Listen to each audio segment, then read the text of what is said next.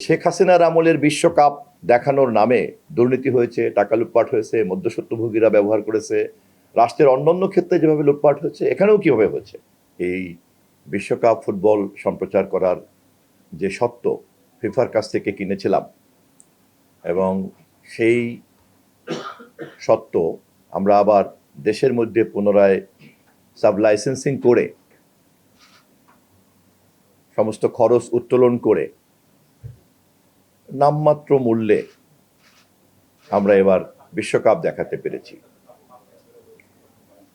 $3.2 million আমরা ফিফার কাছ থেকে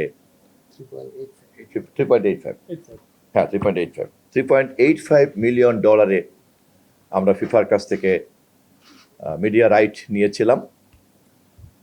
এরপরে আমরা বাংলাদেশের 4টা মাধ্যমে আমরা আবার সাব লাইসেন্সিং করেছি এবং সেখান থেকে প্রায় বেশিরভাগ টাকাই আমরা উত্তোলন করেছি।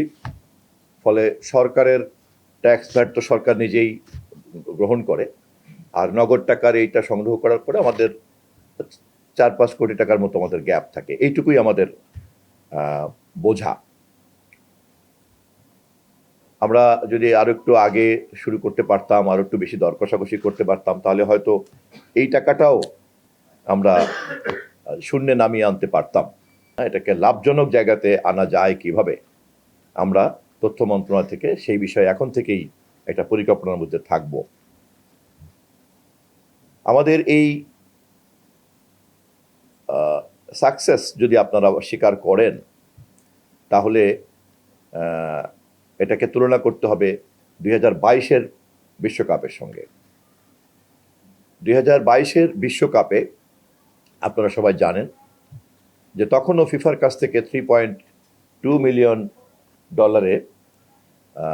কেনা হয়েছিল,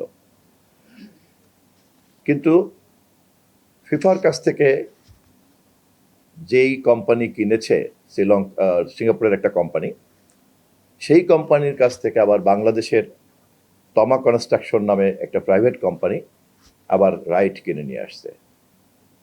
বাংলাদেশ সরকার তমা কনস্ট্রাকশনের কাছ থেকে 98 কোটি টাকা দিয়ে বিটিভি এটা কিনেছে। বিটিভির বাইরেও টি স্পোর্টস এবং টফি তারা স্যাটেলাইট মিডিয়া রাইট এবং ডিজিটাল মিডিয়া রাইট তাদের কাছে বিক্রি করেছে। স্যাটেলাইট মিডিয়া রাইটের কাছে বিক্রি করেছে 22 কোটি টাকাতে এবং ডিজিটাল মিডিয়া রাইটস বিক্রি করেছে টফির কাছে 17 কোটি টাকাতে। হয়তো একটু হিসাবে 2-1টা এদিক ওদিক হতে পারে, কিন্তু সব মিলিয়ে হিসাব করে দেখা যায় প্রায় 140 কোটি টাকার টার্নওভার ছিল তমা কনস্ট্রাকশনের মাধ্যমে।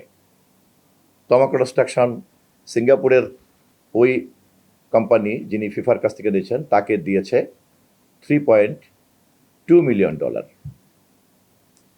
বাকি সব টাকাটাই কিন্তু এখানে মধ্যস্বত্বভোগীরা। সেখানে বেসরকারি প্রতিষ্ঠান হিসাবে টি স্পোর্টস 22 কোটি এবং টফি 17 কোটি তারা কেন দিয়েছে, তারা লাভ করেছে কিনা সেটা তাদের হিসাব। কিন্তু বাংলাদেশ সরকার তার সম্প্রচার মাধ্যম বিটিভি জনগণের ট্যাক্সের টাকা ক্যাবিনেট মিটিং করে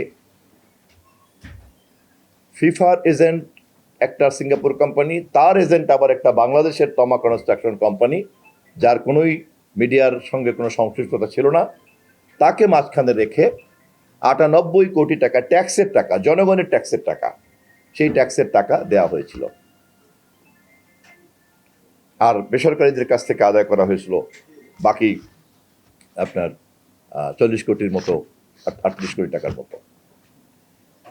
এই 2022-এর বিশ্বকাপের সঙ্গে 2026-এর বিশ্বকাপের আমাদের যে খরচ, সেটা একটা তুলনা করতে হবে আপনাদেরকে।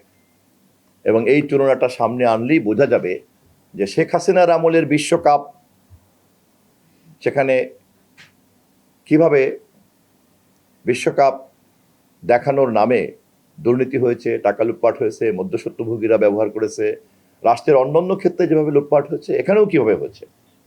আর এই সরকারের আমলে, আমাদের নেতা তারেক রহমানের সরকারের আমলে তার নির্দেশই ছিল মন্ত্রী হিসাবে আমার প্রতি, যে খেলা দেখাতে হবে কিন্তু দেশের এই করুণ অর্থনৈতিক অবস্থার ক্ষেত্রে কোনো টাকা খরচ করা যাবে না।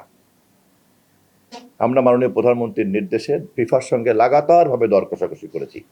আমাদের প্রতিমন্ত্রী, আমাদের মাননীয় প্রধানমন্ত্রীর তথ্য বিষয়ক উপদেষ্টা, ফিফার সহযোগিতা নিয়েছি, স্পোর্টস রিপোর্টারদের সহযোগিতা নিয়েছি, অন্যান্য যাকে যখন সহযোগিতা লাগে আমরা নিয়েছি, এবং শেষ পর্যন্ত মাত্র $3.85 মিলিয়ন ফিফার কাছ থেকে সরাসরি বিটিভি নিয়েছে, যেখানে গতবার ছিল দুইজন মধ্যস্বত্বভোগী, একজন ছিল সিঙ্গাপুরে আর একজন ছিল তমা কনস্ট্রাকশন।